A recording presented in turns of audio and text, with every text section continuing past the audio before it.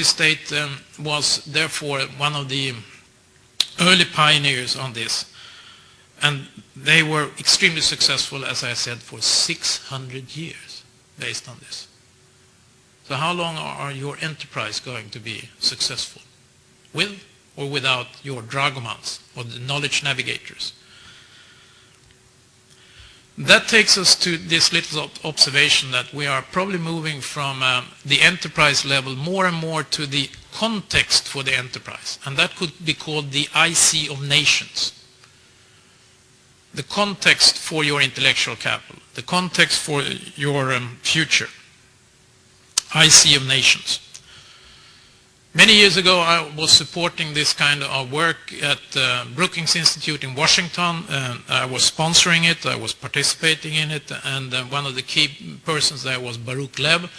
The book that was published from Brookings was called The Unseen Wealth of the United States and the American Economy. And the key person behind it, together with Professor Baruch Lev, was a guy from SEC, Securities and Exchange Commission of the United States, and his name was Stephen Wallman. But he couldn't do it under the heading of SEC, so he had to do it in a think tank called Brookings.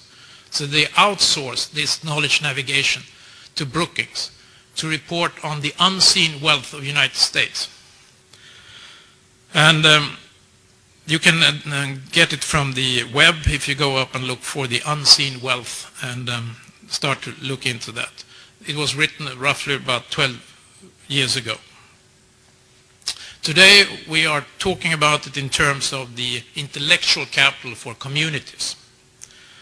And we have had a number of conferences. We have started to build a new kind of network for national leaders on the subject area called the New Club of Paris. And the focus area is knowledge innovation agenda.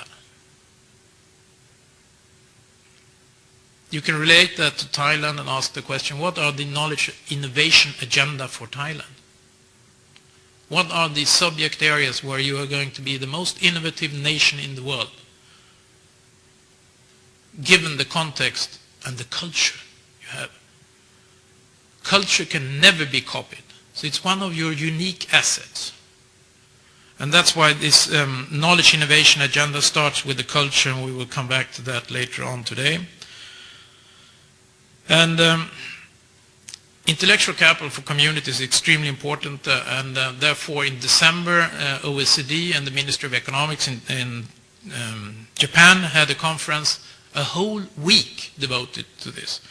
So even if I would salute Mr. Chatko for organizing this, just imagine that you have a whole week devoted to this subject in Thailand.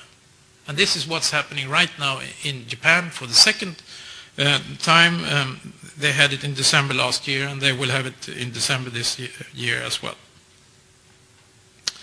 So we are moving from the information society into knowledge society, and probably even more, knowledge value society. So what's the value of your knowledge? And is it sustainable? How quickly does your knowledge erode? And we know that the speed of knowledge growth on a global scale is increasing tremendously. The renewal speed is probably the highest in the medical field, not in the economics. And it's probably even higher in the neuroscience field than it is in some of the other ones. But genetics is one of them as well. So therefore, what's the speed of knowledge renewal to be sustainable on your knowledge innovation agenda? And the illustration is as follows. The speed used to be that you left school and you were educated for lifetime. Now the speed is coming closer to that you have to renew somewhere around 20% of your knowledge per day or per year or per month, which means that 1 day a week has to be devoted to it. The forecast is that the global knowledge renewal is going to be more or less 100% per 24 hour, some 10 years down the road. Which means that when you go to bed, with some existing knowledge, you wake up next morning being less intelligent, perhaps, or knowledgeable when you wake up versus when you went to bed. So how are you going to take care of that kind of challenge in your enterprises? Can you go to a shopping plaza to buy that kind of knowledge? Can you go to some intelligent university to be upgraded during nighttime when you sleep? So we are more and more moving into this challenge of a knowledge-based economy. I'm a part of a network which was initiated by Deborah Hammerdon. It's called Innovation. And her definition is that a knowledge-based economy is very much related to this collaborative advantage.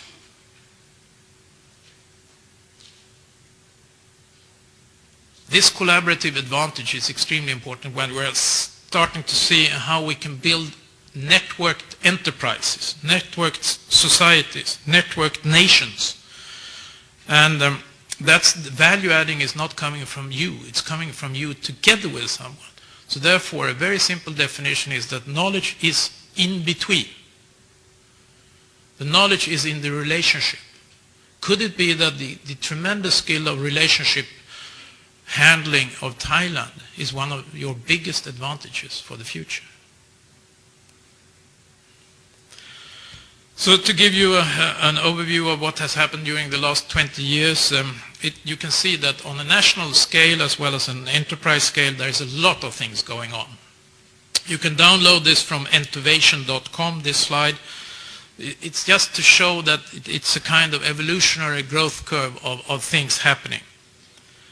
Evolution of knowledge economies, or knowledge economics.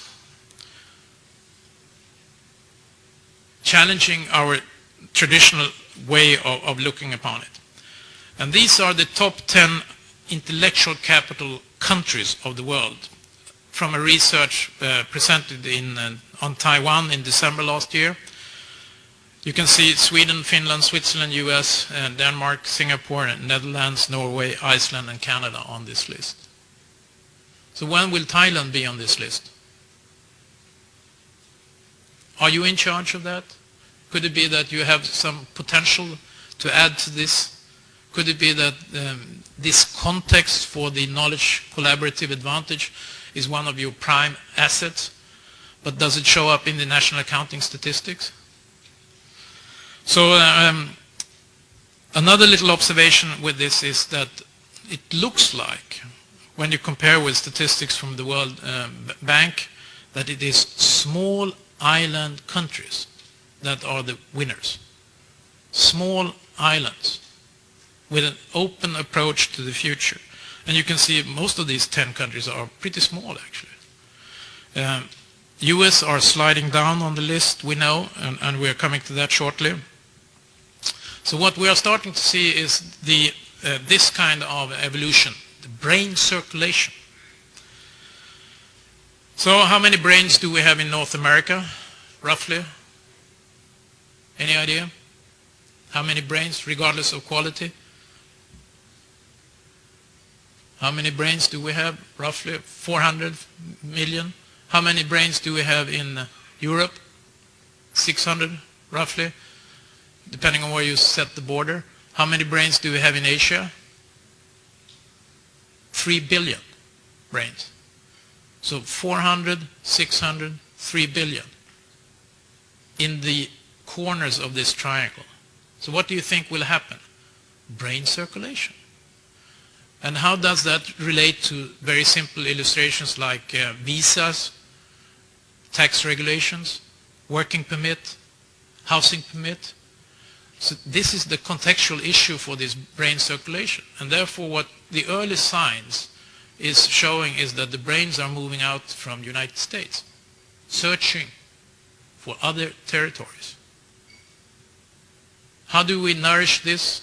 With intelligent computerized systems, Skype and YouTube, MySpace, etc. Well, it will just magnify this brain circulation. But does it show up as the basis for traditional taxation of nations? For funding the wealth of the future and the educational systems? No. So we have to